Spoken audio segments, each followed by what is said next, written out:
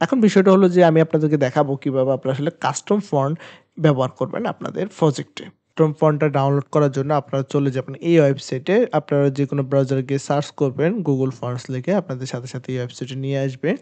এখানে আপনারা অনেকগুলা ফন্ট দেখতে পারেন। আপনাদের ইচ্ছামত আপনারা ফন্ট ডাউনলোড করতে পারেন, কোনো সমস্যা নেই। তো আমি যে ফন্টটা ব্যবহার করব যে হ্যান্ড রাইটিং এর জন্য আমার নামটা লেখার জন্য সেটা হলো স্পেসিকো ফন্ট। তো আপনারা এখানে সার্চ করতে পারেন স্পেসিকো লিখে।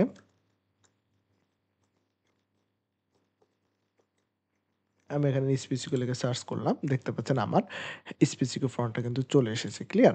তো স্পেসিফিক ফন্টটা আসার পর আমরা এখানে গেট ফন্টে ক্লিক করব। গেট ফন্টে ক্লিক করার পরে দেখতে পাচ্ছেন ডাউনলোড অল। আমি এখানে ২ টা সিলেক্ট করেছি।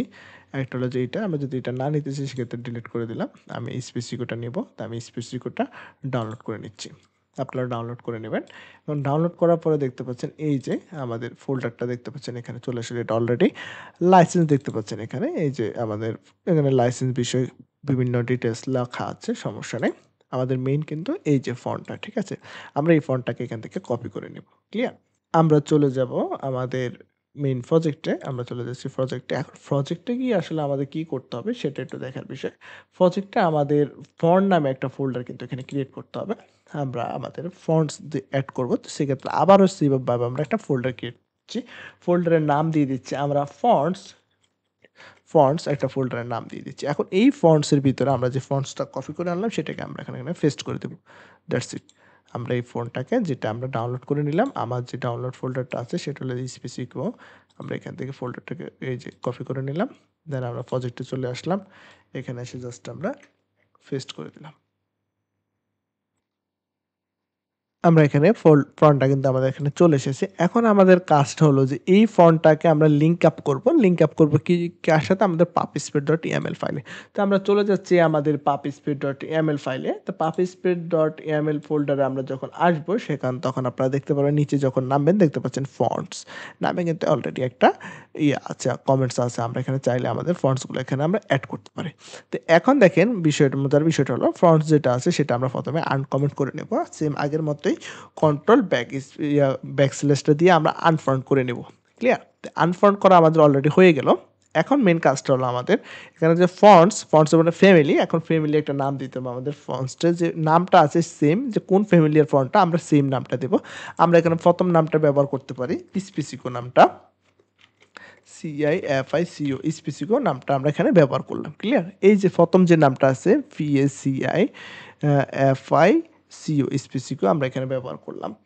এখন দেখেন এখানে ফন্টসের মধ্যে আরো দেখতে হচ্ছে ফন্টস নামে যে আরেকটা অ্যাট্রিবিউট যেমন অ্যাসেটটা আছে। অ্যাসেটটার মধ্যে কাজটা হলো আপনাদের মেইন যে লিঙ্কটা আছে ফন্টসের, ওই লিঙ্কে আপনাদের এটা হলো ফোল্ডার নেম, ফন্টসের ফোল্ডার নেমটা দিয়েছি। বাট এখানের মধ্যে আমাদের নামটা একটু চেঞ্জ আনতে হবে। পুরা নামটা কিন্তু এখানে আমাদের যেভাবে আছে ঠিক অ্যাজ ইউজুয়াল সেম ভাবে কিন্তু লিখতে হবে। আদারওয়াইজ কিন্তু আমাদের ফন্টে কিন্তু এখানে এরর দেখা দিতে পারে যদি আমাদের একটু লেখা ভুল হয়। ক্যাপিটাল লেটার হলে ক্যাপিটাল লেটার, স্মল লেটার হলে স্মল লেটার, সবগুলো কিন্তু সুন্দরভাবে দিতে স্পেসিফিক, তারপরে ড্যাশ রেগুলার ডট টিটিএফ এগুলো আমাদের প্রয়োজন নেই। আমরা জাস্ট এখান থেকে রিমুভ করে দিচ্ছি। That's it. তাহলে আমাদের ফন্ট কিন্তু সেট আপ করা অলরেডি হয়ে গেল। আমাদের সুন্দরভাবে কিন্তু ফন্ট সেট আপটা হয়ে গেছে দেখতে পাচ্ছেন। তাহলে এখানে আমরা কি ব্যবহার করেছি? প্রথমে ফন্টস, তারপরে ফন্টসের যে ফ্যামিলিটা সেই ফ্যামিলিটার নাম দিয়ে দিচ্ছি, তারপরে ফন্টস এবং আমাদের ফোল্ডার লোকেশনটা আমরা এখন ব্যবহার করেছি। এখন আমাদের কাজ হলো আমরা মেইন ফোল্ডারে গিয়ে আমরা ব্যবহার করব আমাদের যেখানে নাম দিয়েছি আমরা সেখানে কিন্তু আমাদের ফন্টটাকে ডিজাইন করব। আমরা এখানে যে নামটা দিয়েছি, এখন এখানে আমরা কিভাবে ফন্টটাকে অ্যাক্সেস করব সেটা হলো যে মেইন কাজটা। আমরা তো ওখানে ফন্টটা সিলেক্ট করেছি, তাহলে এখন আমরা এখানে কিভাবে নিয়ে আসবো? এখন জাস্ট এখানে আমরা আরেকটা অ্যাট্রিবিউট আমরা পাবো, সেটা হলো যে আমাদের স্টাইলের মধ্যে আমরা কিন্তু অনেকগুলো অ্যাট্রিবিউট আছে। আমরা ফন্ট ফ্যামিলি নামে একটা অ্যাট্রিবিউট পাবো, ফন্ট ফ্যামিলি। তো আমরা কোন ফন্ট ফ্যামিলিটা ব্যবহার করেছি আমরা যদি এখানে দিয়ে দিচ্ছি, আমরা এখানে কোন ফ্যামিলিটা ওখানে যে নামটা আমরা ইউজ করেছি সেটা হলো যে স্পেসিকো। এখানে দিয়ে দিচ্ছি স্পেসিকো ফ্যামিলি। এখন যদি আমরা প্রজেক্টটাকে আবার রান করি, দেখেন কি সুন্দর চলে এসেছে আমার নামটা। এখন এই স্পেসিফিকটা কোনটা? এই স্পেসিফিকটা হলো যখন আমরা ফন্ট ফ্যামিলি যে নামটা দিয়েছি, এই যে ফ্যামিলিয়ার যে নামটা এখানে আমরা ব্যবহার করেছি সেই নামটা কিন্তু এখানে দিতে হবে। তা আমি দিয়ে দিচ্ছি। তো আমি আমার নামটাকে আরেকটু দিয়ে দিচ্ছি।